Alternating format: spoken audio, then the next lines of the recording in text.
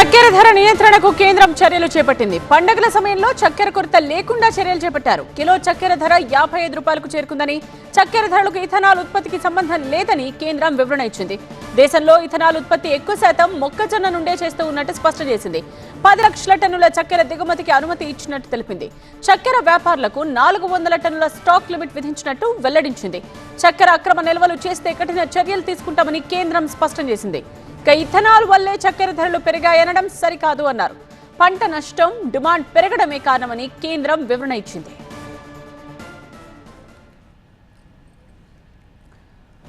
చక్కెర ధర నియంత్రణకు సంబంధించి కేంద్రం తీసుకున్న చర్యలవి. పండుగల సమయంలో చక్కెర కొరత లేకుండా చర్యలు చేపట్టింది కేంద్రం. కిలో చక్కెర ధర 55 రూపాయలకు చేరుకుంది. చక్కెర ధరలకు ఇథనాల్ ఉత్పత్తికి సంబంధం లేదని ఈ సందర్భంగా కేంద్రం వివరణ ఇచ్చింది. దేశంలో ఇథనాల్ ఉత్పత్తి ఎక్కువ శాతం మొక్కజొన్న నుండే చేస్తున్నట్టుగా కూడా స్పష్టం చేసింది. 10 లక్షల టన్నుల చక్కెర దిగుమతికి అనుమతి ఇచ్చినట్టుగా తెలిపింది.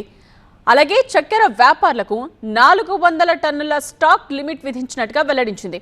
చక్కెర అక్రమ నిల్వలు చేస్తే మాత్రం కఠిన చర్యలు తీసుకుంటామని కేంద్రం హెచ్చరించింది. ఇథనాల్ వల్లే చక్కెర ధరలు పెరిగాయి అనడం కరెక్ట్ కాదన్నారు. పంట నష్టం, డిమాండ్ పెరగడమే కారణమని కేంద్రం వివరణ ఇచ్చింది.